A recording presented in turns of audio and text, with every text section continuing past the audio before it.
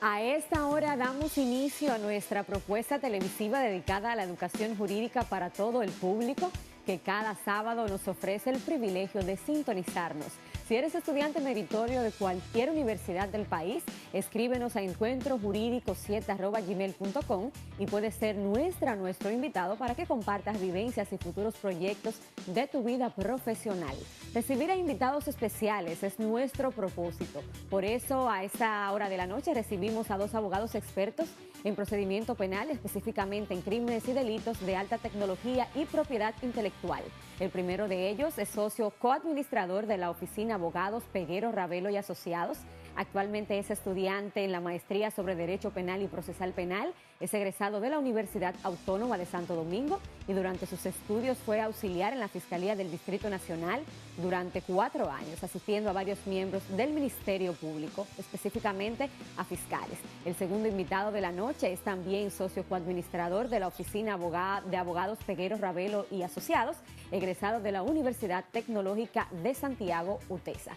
Fue auxiliar en la Fiscalía del Distrito Nacional, asistiendo a varios miembros del Ministerio Público en los distintos departamentos de investigación.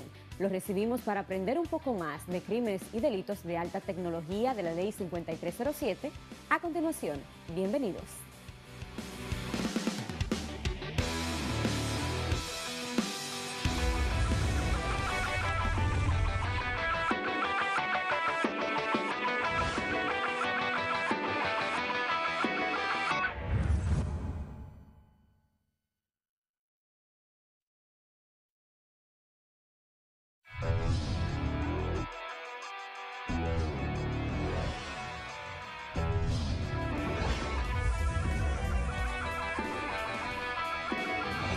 Delitos tecnológicos o delitos informáticos. Es bueno resaltar que son aquellos que destruyen, dañan o alteran la información que nosotros tenemos en nuestras computadoras, en las redes, en los sistemas operativos, etc. El artículo 30 de la Ley sobre Crímenes y Delitos de Alta Tecnología establece la creación y composición de la Comisión Internacional contra Crímenes y Delitos de Alta Tecnología. Para eso recibo a dos expertos en esta materia que nos van a hablar acerca de todo lo que engendra este fenómeno que ahora se ha vuelto muy de moda. Es el licenciado Jonathan Ravelo González y el licenciado José Vladimir Paulino Lima. Bienvenidos, chicos. Muchas gracias. Agradecido por la invitación y contento de estar por aquí. Gracias por aceptar la invitación a Encuentro Jurídico. ¿Cómo estás? Todo bien. En primer lugar, dar las gracias, evidentemente, por venir aquí a plantear, evidentemente, varias circunstancias que envuelven, evidentemente, este tipo de ilícito, que es una novedad, toda vez que comienza a raíz del 2007, cuando se crea el marco jurídico y conceptual que penaliza, evidentemente, este tipo de ilícito. En base a la Ley 5307. En base a la Ley 5307. Y repetimos que es muy común. La semana pasada tuve un invitado, a Víctor Escaramán, hablando de tarjeta de crédito y de todas las circunstancias que se dan con relación a eso. Entonces, ustedes que son los expertos y que ya lo han vivido, sí. ¿Qué ha sucedido? ¿Qué es todo este avance que ha tenido la tecnología? ¿Son los jóvenes que ahora son más inteligentes que nunca y utilizan la inteligencia para cometer delitos? Esa es la situación, que con el avance de la tecnología nos hemos vuelto más dependientes de la tecnología. A raíz de esto exponemos información particular de los cuales las personas que se dedican a este tipo de delitos se aprovechan de esas circunstancias y a raíz de esto nos vemos afectados. Entonces, en ese sentido, nosotros como abogados y representantes de salvaguardar derechos de particulares, nos vemos envueltos en este tipo de delito, de perseguirlo. ¿Cuáles son los hechos más frecuentes? Y naturalmente el procedimiento para perseguirlo, pues sabemos que el DICAP tiene una participación importante. Dentro de esto, pues hay varios más. ¿Cómo lo hacen? ¿Es complicado? A veces pues allanar un lugar. Sí, eso va a depender evidentemente de la cantidad de clonación, que es lo que mayormente se persigue, toda vez que el mismo afecta directamente lo que es la intermediación financiera a través de los bancos y afecta lacera mucho el Estado en cuanto a la confianza que tengan cada ciudadano para suministrar información a través de redes e inclusive para el asunto de los bancos para depositar con relación al cambio de información a través de la Internet. Para las transferencias y todo eso, ¿verdad? Lo más común es que vemos las clonaciones de las tarjetas, los sabotajes a los cajeros electrónicos, el uso de información de particulares que las propagan en Internet, y ese tipo de cosas son los que más común hemos visto en nuestro ejercicio. La persecución se hace complicada.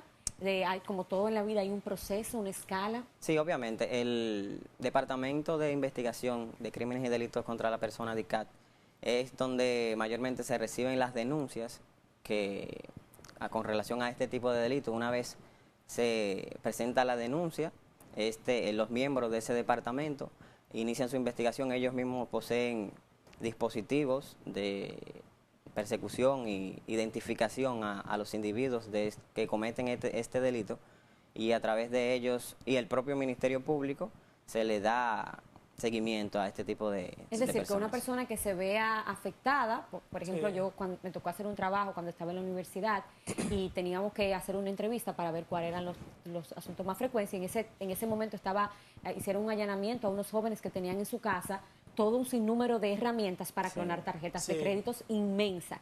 Entonces ahí pues fuimos a la policía para que la gente sepa que ese departamento está directamente en la Policía Nacional. Que imagínate cómo vamos a saber si yo me veo afectada, pues me dirijo allá, expongo mi situación, ¿verdad? Claro. Entonces hay un equipo que le va a dar seguimiento a eso. Hay un plazo específico, te dan 2 horas, o bueno, vamos a investigar para ver si sucedió, o para tener certeza de que existe un hecho. Los bancos tienen un método activo de persecución, toda vez que son ellos los que ponen a conocimiento de la autoridad, que en este caso vendría siendo el DICAT, o sea, el Departamento de Crímenes y Delitos de Alta Tecnología de la Policía Nacional, y ellos hacen un operativo de inteligencia en los lugares, evidentemente, que incidan más.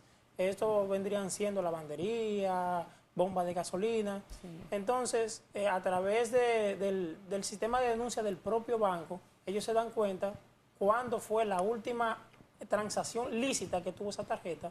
Entonces, de ahí en adelante montan un operativo para determinar dónde que están sustrayendo los bienes, que son las bandas magnéticas de las tarjetas de crédito, y con ello, evidentemente, inicia la investigación. Una vez ya se determine de que ciertamente se utilizó un dispositivo electrónico para la sustracción de algún tipo de información electrónica, el Ministerio Público hace la solicitud de la medida de coerción, y ya esta entra dentro del plazo normal, o sea, las 48 horas que establece la Constitución, y salvaguardando evidentemente los derechos fundamentales recogidos en la Constitución. O sea, el procedimiento es el mismo. Lo que varía, evidentemente, es el ilícito penal. O sea, es un término nuevo prácticamente a raíz de la conversión en el 2007, pero lo que se le aplica es una teoría especial, pero se utiliza evidentemente el mismo procedimiento que todos los ilícitos penales. Pero, por ejemplo, cuando yo vi personas de todas categorías, y sabemos que a veces tú no tienes recursos para accesar a la justicia, estamos claros de eso, ¿verdad? Sí, claro. Okay. Pero yo vi que fueron muy atentos en ese entonces cuando fue por un celular, les robaron el celular, entonces querían como rastrearlo y todo lo demás, y necesitaban el número de... El ID y todo lo demás. Bueno, pues el caso, luego yo fui ya cuando estaba culminando mi investigación y tuvo resultados positivos. No interviene nada de que si yo, por ejemplo, soy hijo de fulano de tal o si tengo tal recurso, va a ser más fácil para mí obtener una información o que me resuelvan un problema, a diferencia de otras personas que tal vez no tienen muchos recursos? Bueno, yo entiendo que no, porque cada quien tiene sus derechos. El Ministerio Público debe salvaguardar esos derechos y debe darle las atenciones que se merecen cada quien de forma equitativa. Entiendo que cualquier particular, sin importar el círculo social, vaya a recibir una investigación más favorecida que otro. Entiendo que debe ser, entiendo. Debe y es. Sí. No, hay mucha diferencia. Realmente lo que es el término jurídico general, o sea, la ley es inherente a cada ser humano porque la ciencia pura de lo que es el derecho es reorganizar al hombre en su sociedad. Sí. Y la Constitución dice que la ley evidentemente no tiene ningún tipo de derecho reservado dependiendo de su condición especial. O sea, lo que le quiero decir que en la ley, o sea, en la Constitución establece que la ley es igual para todos y se le da el mismo trato a todo tipo de personas. Pero evidentemente en la aplicación se pueden dar circunstancias. El DICAT es un departamento sumamente ocupado, tiene mucho cúmulo de trabajo y con un presupuesto totalmente reducido con relación al trabajo que realiza, y pueden darse circunstancias con relación a la gravedad del hecho. ¿Por qué? Porque una persona va con un celular, pero también van los bancos. Entonces hay un solo departamento que abarca la región nacional completa. ¿Me comprende? Entonces va a depender evidentemente Prioridad, o sea, del peso que tenga tal vez el caso, porque es un Sí, asunto también de obviamente, lógica, ¿no? obviamente, claro. Bueno, chicos, por ejemplo, han visto muchas situaciones porque ya me he topado con Jonathan en el Palacio, ¿verdad? Sí, claro. Litigando fuertemente. Eres Sí, muy es joven, así. ambos son muy jóvenes. Sí, Pues, sí. los felicito. Sí, ante muchas todo. gracias.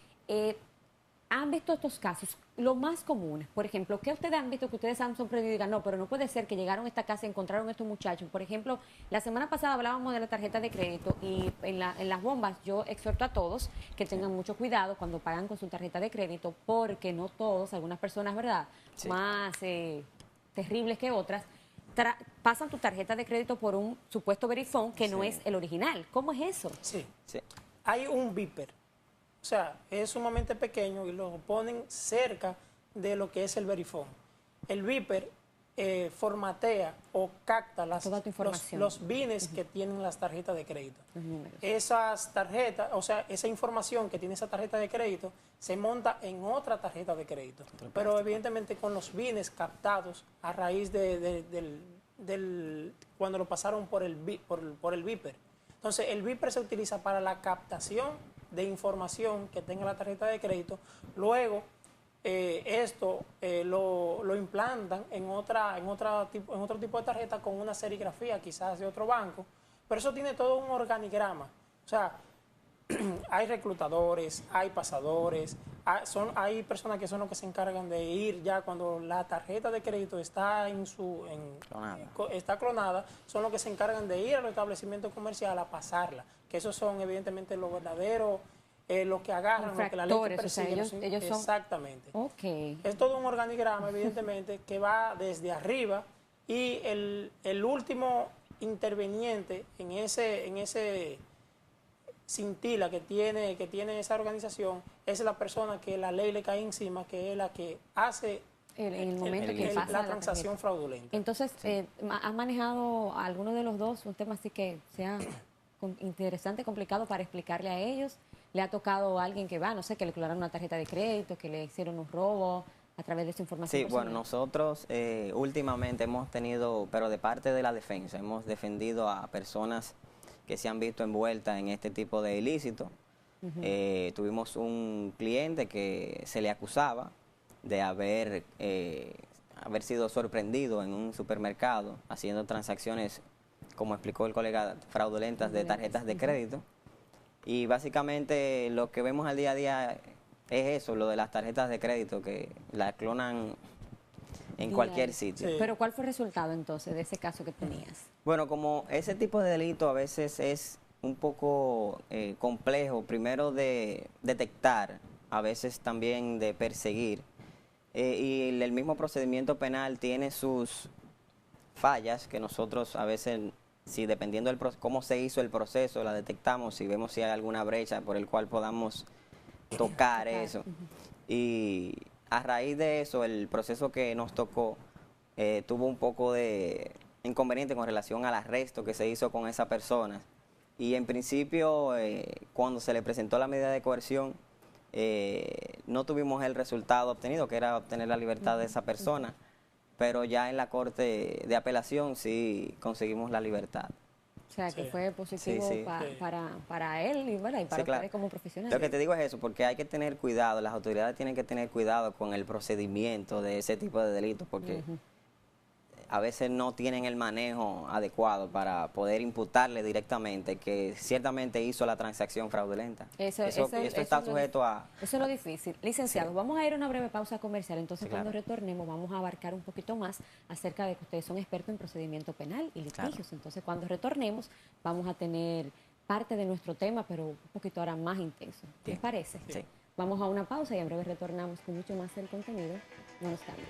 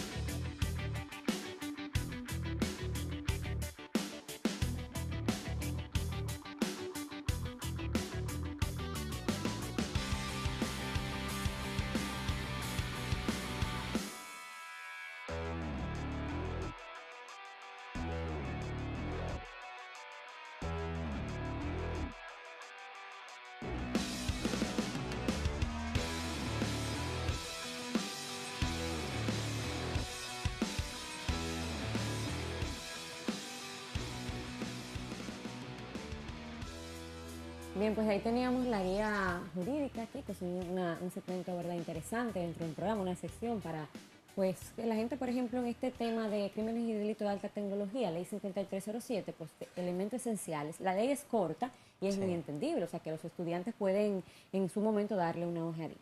Sí. Instituciones que intervienen en todo esto, me dicen que el INASIP tiene una participación relevante e importante. Sí. Está el SICAP, también está el DICAP. Entonces, otras instituciones que intervienen, ¿qué papel desempeña cada una de estas? La Superintendencia de Banco, que es la institución que emite las certificaciones de la tarjeta de crédito, si ciertamente la serigrafía le correspondía a uno de los bancos que fueron clonados. El INASIF, que es quien emite la certificación, si las tarjetas no se corresponde la serigrafía con las bandas magnéticas. El DICAT, que es el departamento evidentemente que inicia la investigación, siempre subsumida evidentemente a las investigaciones realizadas por el Ministerio Público. Indotel tiene una participación con relación a las llamadas que se utilizan a través de dispositivos electrónicos. El compañero Jonathan va a decir evidentemente las restantes. Sí, no, también interviene la Dirección Nacional de Control de Drogas, también inclusive CONANI. Intervienen en este tipo de delitos cuando se ven afectados menores de edad a través con todo esto que es la perversión de los niños, imágenes, videos. Todo eso. Sí. Qué locura.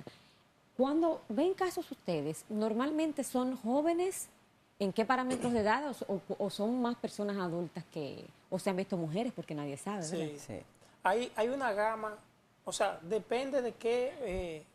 porque existen diversos ilícitos que evidentemente conllevan a la violación a la ley 5307. como una es la clonación de tarjeta, la otra es depósitos a través de banco. Prostitución infantil. Todo va a depender de qué tipo, o sea, de qué tipo de ilícito que converge dentro del mismo. Pero la gran mayoría, cuando se trata de clonación, oscila entre los 19 a 35 años de edad. O sea, una comunidad totalmente joven y que es la que realmente incide más con relación, que tiene más oportunidad o tiene más acceso a la internet y a dispositivos electrónicos. El otro día leía una noticia, muy interesante, que es que países quieren, Estados Unidos y Colombia, si mal no recuerdo, quieren ayudar, y ya Colombia ha cooperado para tratar de evitar los contenidos de alguna manera vulnerables de derecho o que sean complicados para aquel niño que entra a una computadora y aprende cosas negativas. Entonces, ellos decían que van a poner un software, ¿verdad?, para que cuando una persona entre a la computadora, entonces lo que no entiendo es cómo vas a determinar si es un niño o es un adulto, porque ahora, por ejemplo, mi hermana, que está aquí, ¿verdad?, ella es más hábil que yo con asuntos de computadora y de iPad y sabe muchísimo. Entonces, ¿cómo pueden ellos determinar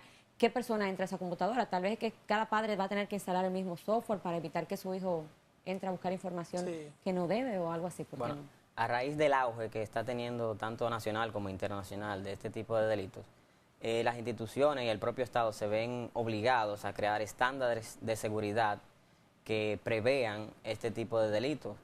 Obviamente los softwares que ellos crean, ellos tienen su forma de detectar quién accesa a la computadora por una serie de parámetros.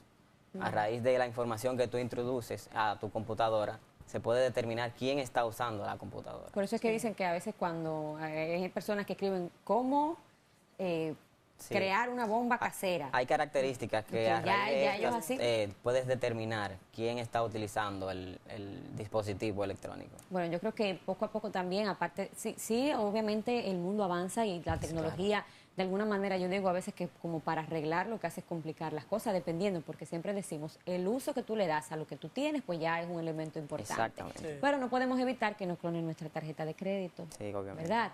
No podemos evitar los robos, eso es imposible.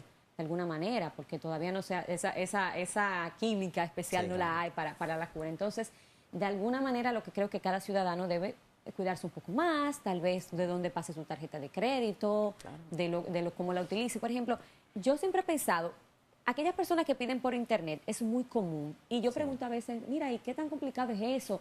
¿Y es confiable? Y me dicen totalmente confiable. ¿Por qué es confiable comprar por internet cuando tú pones los datos de tu tarjeta de crédito? Y no es confiable entonces pasarla tú mismo. No entiendo. Sí. Porque eso tiene un mecanismo, se le denomina la llave electrónica.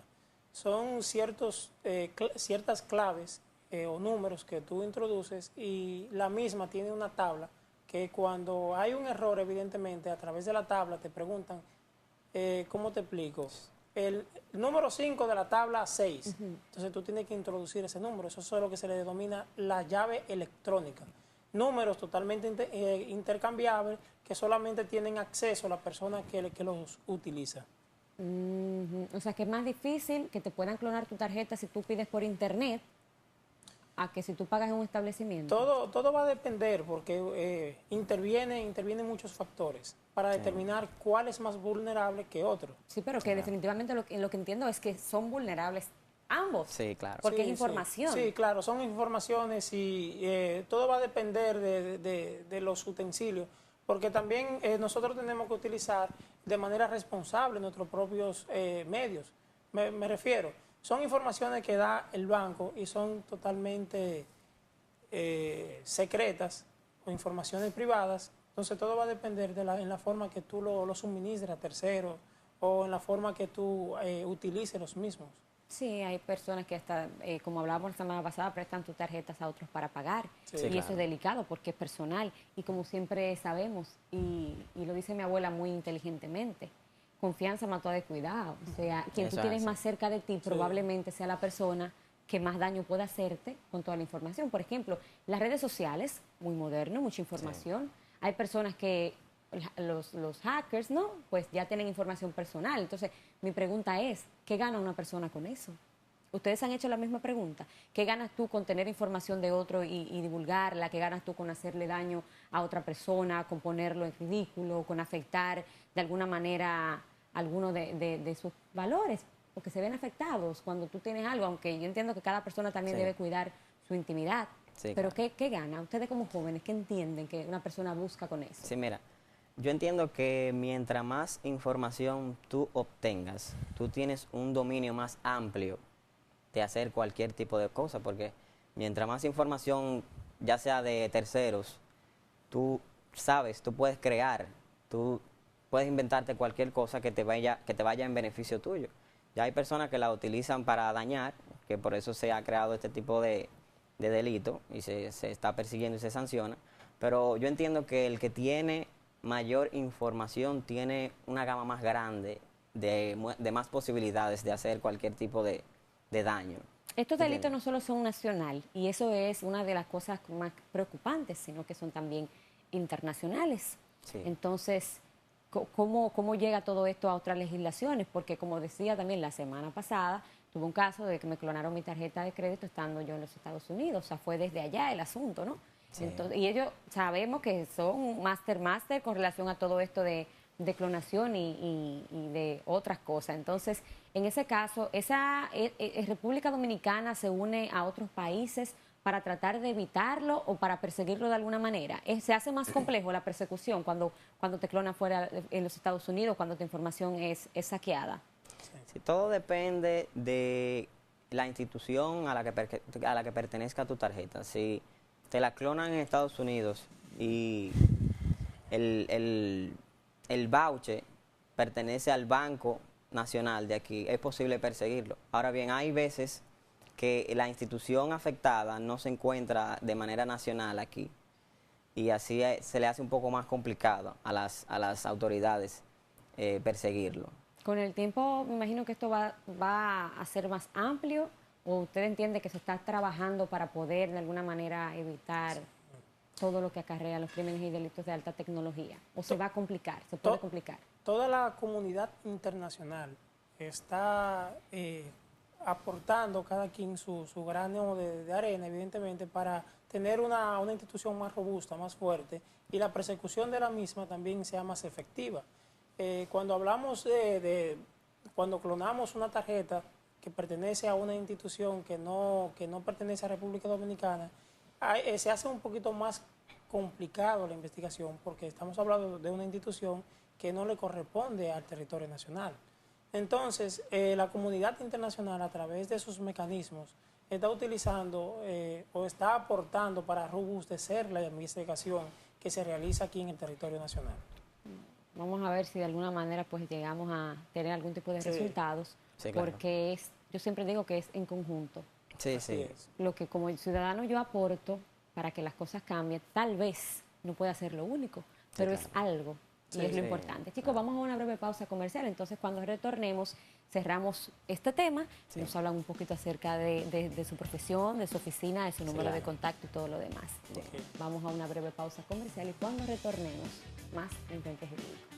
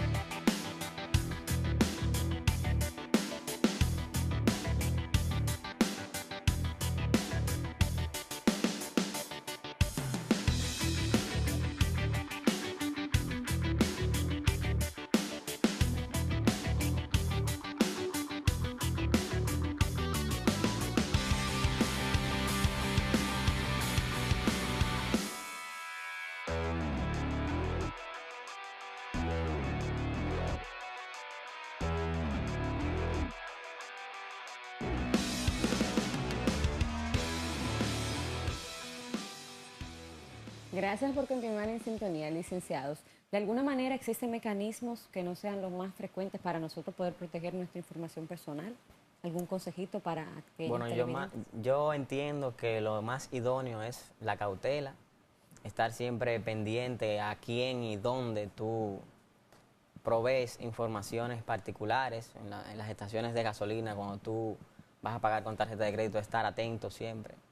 Lo más importante es tú mismo ser cauteloso, porque nadie sabe quién nos está mirando. Ustedes son muy jóvenes. ¿Qué edad?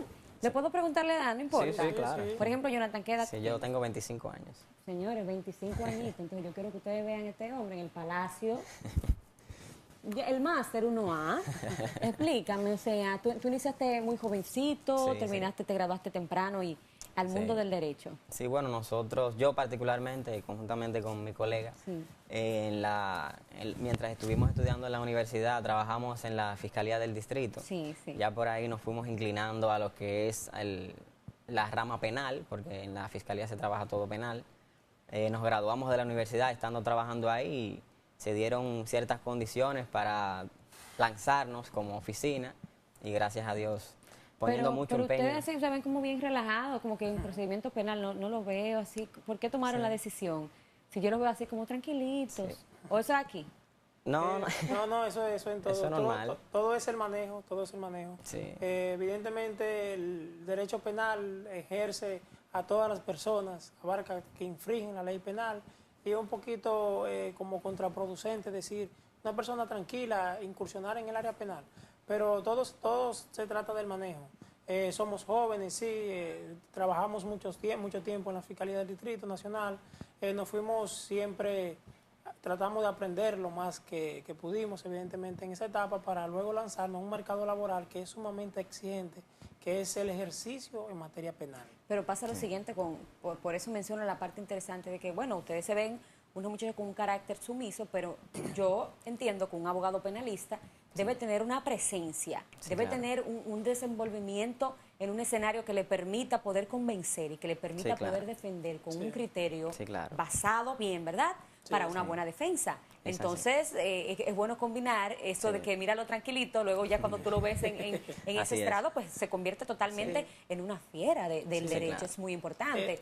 Son socios, ambos están trabajando en oficinas de abogados, iniciaron un número de contacto, ¿cómo podemos localizar? ¿Cómo podemos nos pueden comunicar al 809-686-7196, que es el número de la oficina. Los números personales, como es el del compañero, 809-997-7196 y mi celular personal es 809-614-0779. Pero todo se trata de, eso es parte de la estrategia, evidentemente. Cuando uno está en audiencia con la toga puesta, entonces uno tiene que cambiar la personalidad.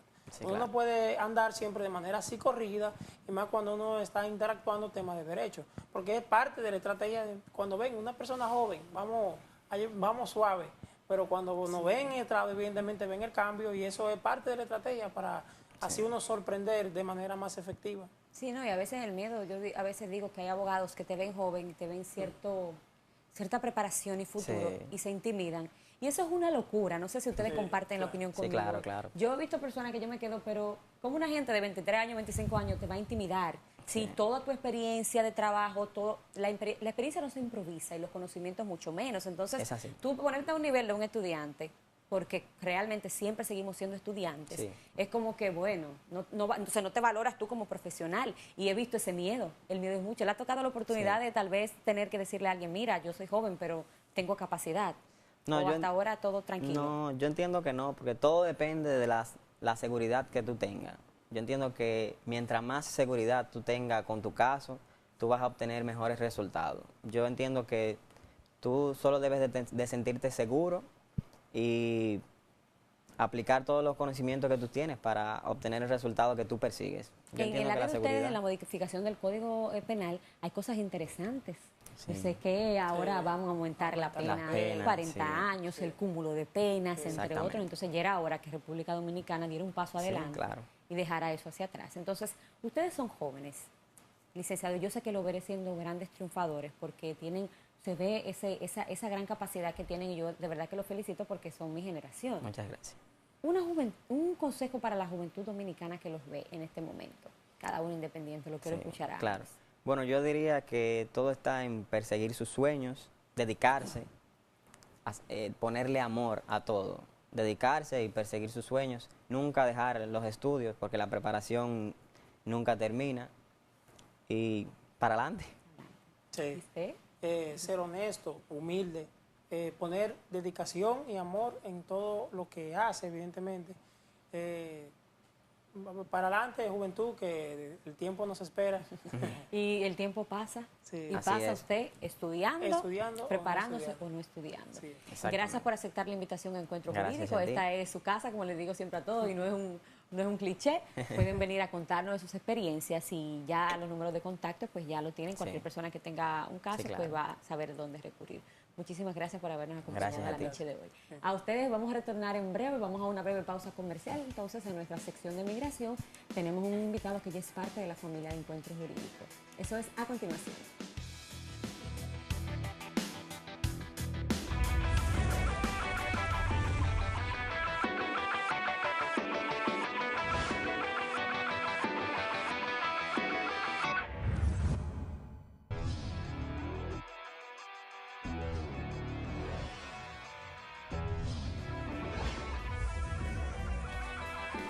En el segundo encuentro de esta noche, como siempre, tenemos grandes invitados y hoy no es la excepción, pues recibo a alguien que ya es parte de lo que es esta propuesta juvenil dedicada a estudiantes de Derecho y, por supuesto, al que no lo es, porque todo tiene un espacio. Así que recibo a un abogado experto en Derecho Norteamericano. Él es José Plácido Enríquez. Bienvenido.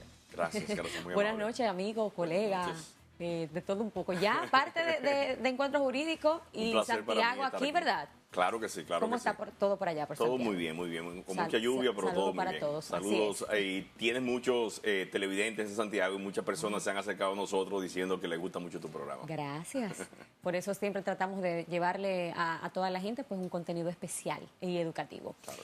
La reforma migratoria, usted sabe, el tema obligado. Claro. El Senado pues ya dio su punto importante, ya aceptada, con todos los días sale en la prensa diferentes especulaciones, se oponen, la seguridad fronteriza y todo esto, ¿en qué va a consistir? Hablábamos que aproximadamente 11 millones, un poquito más, de inmigrantes indocumentados pues en los Estados Unidos. Sí, muchas personas, muchas personas se van a poder beneficiar de esa ley. Ya la ley ha sido aprobada por el Pleno del Senado. Ahora va a la Cámara de Representantes y tendrá el mismo procedimiento. Pasa por el comité judicial, después por el Pleno, y entonces después, si es aprobado por el Pleno, entra a discusiones con los miembros del Senado en una Cámara unida donde se discuten los puntos a beneficio y a favor. Pero en principio la ley va a beneficiar a muchas personas, aunque habrá muchas personas que se van a quedar fuera de la ley porque no van a calificar o ya sea por delitos, situaciones económicas u otras circunstancias. ¿Cuáles pueden calificar, ya que lo menciona, específicamente cuáles pueden calificar y cuáles no? Ok, las personas que pueden calificar serían las personas que llegaron antes del día 31 de diciembre del año 2011. O sea, las personas que entraron ilegalmente al país antes de esa fecha podrán calificar, pero sí, siempre y cuando esas personas no hayan sido acusadas de delitos, no hayan sido juzgadas de delitos violentos, como serían felonías o delitos graves, o también personas que tengan 3 delitos menores que harían una felonía entre sí. ¿Y qué tiempo más o menos puede durar la legalización y el costo? Porque es muy importante.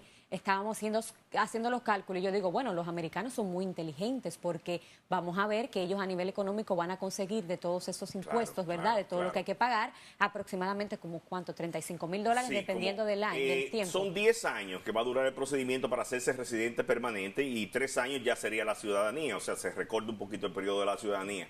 El fee, o sea, los costos originales van a ser $500 solamente por aplicar al principio y después va a haber una renovación de $500 más. Eso es lo que se espera hasta el momento, no es nada seguro.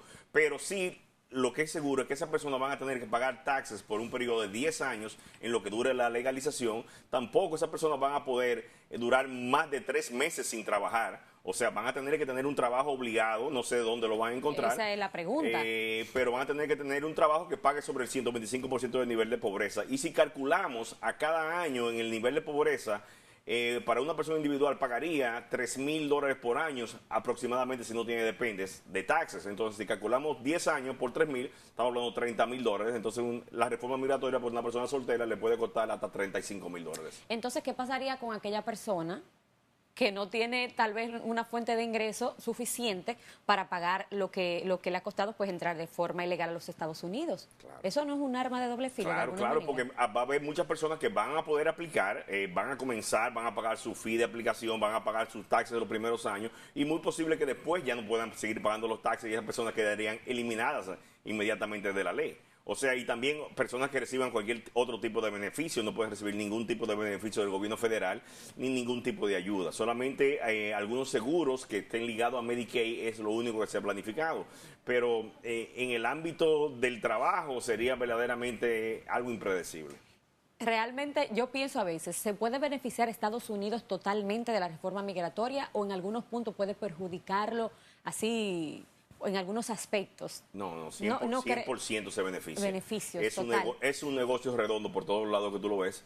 Dicen que ese negocio podría aportar 10.000 millones de dólares en los primeros 10 años y 40.000 millones de dólares en los próximos 10 años. O sea, en 20 años puede sumar, calculándole los taxes y todo lo que tienen que pagar los inmigrantes, hasta una cantidad de 40.000 millones de dólares que irían a las arcas del gobierno de Estados Unidos y reducirían el déficit en una cantidad considerable.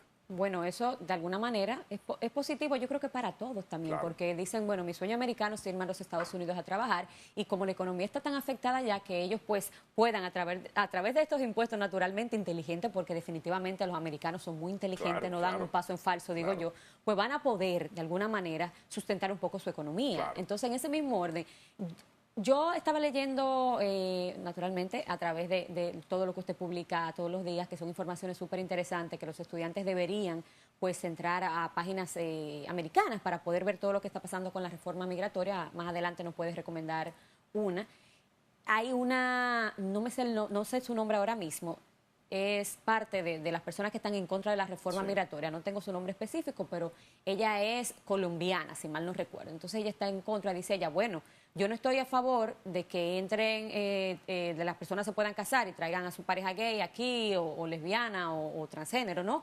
A los Estados Unidos, porque cada vez que hay algo simplemente queremos ladrar o queremos hablar y ya por eso hay que hacerle caso a todas las exigencias que hacen unos cuantos más siendo indocumentados. Ella no está de acuerdo. Sucede esto, es común porque primera vez que veo que alguien se opone a algo que beneficiaría básicamente a los que son parte de su nacionalidad. Sí. En el caso de ella hay muchos colombianos en los Estados Unidos. Claro, y muchos colombianos se van a beneficiar de esta ley. Hemos visto a través del tiempo, no quisiera decir ninguna raza ni ningún país, pero los suramericanos, responsablemente yo lo digo, muchas personas suramericanas no tienen tal vez los mismos sentidos de compenetración que tenemos nosotros los caribeños. Nosotros hemos visto a través de nuestra práctica de derecho por muchos años en los Estados Unidos que tenemos muchas personas chilenos, ecuatorianos, colombianos, argentinos, que son los primeros opositores a la ley migratoria y primeros opositores que se benefician nacionales de su país. O sea, ellos entraron a los Estados Unidos y ellos no quieren que entre nadie más. Entonces, no entiendo las razones de ellos, y eso pasa mucho también con los cubanos, que desde que ellos llegan a Estados Unidos ellos se consideran americanos, pero para ellos solos. O sea, no porque los americanos no lo consideran a ellos americanos. Nunca en la vida. Nunca en la vida. Entonces, no, ellos sí se consideran americanos, pero nadie más lo considera americano. ¿A qué se puede, de alguna manera, se debe la oposición de los legisladores con relación a todo esto de la reforma migratoria? ¿Hay algunos intereses a defender? Sí, claro. La oposición más fuerte ha sido del Partido Republicano. Tú sabes que el Partido Republicano ha sido un partido que de mucha... a través de los años siempre ha estado ligado con las áreas conservadores de los Estados Unidos, sean grupos racistas, grupos neoliberalistas, el Tea Party, que es un grupo también muy cerrado. Entonces ellos consideran todo lo que sea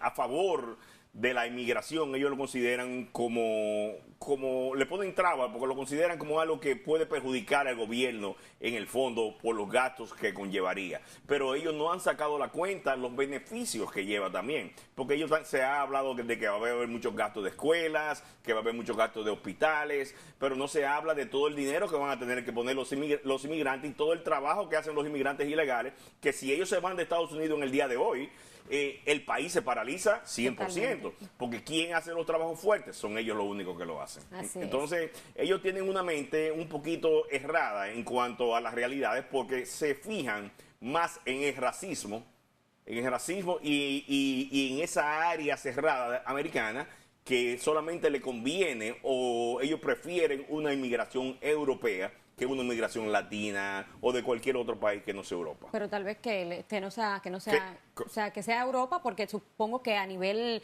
de comportamiento, a nivel económico, socioeconómico, le da mayores beneficios. Sí, le da mayores beneficios y menos problemas. Y menos problemas en cuanto a la delincuencia y muchas personas de Europa, sobre todo de Europa Oriental, que es el área que ellos más promueven para la migración, y los irlandeses. Esas áreas, tú sabes que tienen un nivel de desarrollo alto, o sea, la mayoría de personas son personas calificadas, estudiadas, con maestrías. Entonces, esa es la migración que los Estados Unidos prefieren. Los Estados Unidos no quiere ya más migración sin capacidad, gente que vaya tal vez a coger ayuda, sí. Pero una cosa es que ellos no lo quieran y otra cosa es que ellos lo necesitan. ¿A qué tiempo aproximadamente no se ha hecho una evaluación de el efecto que va a producir por la reforma migratoria, a partir de cuándo se empiezan a ver aquellos resultados que para muchos, por ejemplo, estudiantes, es muy interesante? Que para personas con el asunto de seguridad fronteriza, que yo digo, ahora, ok, ya ellos van a tener, me imagino, estrictas reglas de seguridad fronteriza. Escuchaba que más supervisión, más elementos de seguridad en todo el sentido general. Entonces, todo esto, esta ley tal vez puede tener efecto 5 meses, 6 meses. Sí, en 6 meses se espera que la ley comience. Una de las cosas que pedían los republicanos era que hasta que no tuviera la frontera sur, o sea, la frontera con México asegurada, no se iba a comenzar los beneficios de la reforma, o nadie podía conseguir el estatus temporal que le otorga la reforma. Pero en las primeras votaciones se llegó a un acuerdo y eso se eliminó. Pero como quiera, los gastos para la frontera y el dinero que se va a invertir en la frontera todavía está. Y es un dinero increíblemente grande. La frontera de los Estados Unidos va a estar más protegida que el muro de Berlín y es en la historia de la humanidad la frontera mayor protegida que ha existido en la historia de la humanidad. Entonces es algo increíble. Cada 500 metros va a haber garitas de guardias o va a haber helicópteros, aviones drones no tripulados, va a haber helicópteros y va a haber cámaras en todos los momentos. O sea, es una exageración. Ellos se gastaron 16,000 millones de dólares el año pasado asegurando la frontera y ahora lo van a subir a 40,000 millones de dólares para asegurar la frontera. Por una parte, como siempre digo, hacen algo, pero por otra, pues lo quitan y eso va a traer sus consecuencias. Licenciado, la semana que viene, como siempre, vamos a tratar de tenerlo aquí para que nos hable de HPH, abogados migratorios. Claro que sí. Tenemos un tema súper interesante de bancarrota y de las personas que tal vez no saben que pueden tener su negocio en los Estados Unidos. Nosotros podemos ayudarlo. Claro. Entonces, antes de despedirnos por la noche de hoy, para continuar la semana que viene con un tema muy interesante, háblanos de HPH, ¿qué estamos haciendo? Claro que sí. HPH es una oficina de derecho migratorio supervisada por abogados migratorios graduados en los Estados Unidos, New York, New Jersey y Luisiana. También te tenemos aquí República Dominicana, a ti que eres parte de nosotros también. Tenemos 25 años de experiencia en el área del derecho, sobre todo en el Alto Manhattan y en el condado del Bronx. Nos dedicamos a casos criminales, cierres, bancarrotas, casos civiles en general, migración, deportaciones, toda una gama de servicios legales y no solamente soy yo, sino es un grupo de abogados, o un equipo de abogados de diferentes nacionalidades que estamos unidos en esto y dentro de poco no solamente ya no nos vamos a mantener solamente en el área de los Estados Unidos, sino que ya tenemos conversaciones con abogados de Puerto Rico, de México, que se van a unir a este grupo que se llama HPH Abogados Migratorios. Es decir, nosotros como nos vemos en tiempo real a través de www.telefuturo.com.do, aquellas personas que nos ven en Estados Unidos y quieren comunicarse con nosotros para cualquier tema de inmigración que tengan, que encaje todo esto, ¿verdad? Y para lo que podamos aportarle, pues pueden comunicarse a los contactos y a las direcciones. Por ejemplo, su oficina está en Santiago, la dirección en Santiago, y ya tenemos oficina aquí en Santo Domingo. Claro que sí. Entonces, si alguien tiene, ya sea su familiar o ellos mismos tienen un problema en los Estados Unidos, se pueden comunicar con nuestras oficinas, nosotros los dirigimos a las oficinas de allá, la que se encargue del caso que ellos en ese momento requieran. Bueno, pues los números, como ya está saliendo hace unas semanas, van a aparecer en pantalla, la dirección por igual. Ya estamos aquí en una oficina en República Dominicana. Más adelante vamos a dar la dirección específica, nos estamos ubicando y vamos a recibir todos esos casos que ustedes tengan, porque a veces que los novios quieren pedir a sus novias, necesitan una visa para novios, claro que sí. o los hijos piden a sus padres, así que estamos a la orden, ¿verdad? Para poder aportar. Y lo más importante de esto, y vuelvo y te lo repito, y le quiero exhortárselo al público, es la migración se ha vuelto un fenómeno verdaderamente increíble y grande, porque muchas personas quieren viajar, quieren ajustar su estatus, tienen familiares fuera. Cuando ustedes se vayan a asesorar, asesórense con personas, con abogados que sean especialistas en migración, no personas que te sepan llenar un papel de una agencia de viaje. Cada día yo tengo en Santiago 8 y 10 personas de tollos, como yo digo, que le hacen otra persona. Y el problema grave de migración es que una sola cosa, un solo error de formulario, eso posiblemente te podría declararte inadmisible de por vida. O sea que tú nunca puedes entrar a los Estados Unidos tú teniendo un derecho. Entonces cada vez que tú vayas a hacer algo, si te enfermas, ve a un médico, si tienes un problema judicial, ve a un abogado. Así debe ser. Bueno, Plácido, muchísimas gracias por compartir con nosotros esos minutos que yo sé que van a servir de mucho. La semana que viene nos reencontramos de nuevo para un tema también muy interesante. Gracias por, como siempre, aceptar la invitación a Encuentro Jurídico. Esta es su casa. A ustedes, gracias por la sintonía. La semana que viene un contenido especial. Llevamos a ustedes educación jurídica para que puedan estar informados acerca de todos los temas legales de República Dominicana. Buenas noches. Hasta la próxima.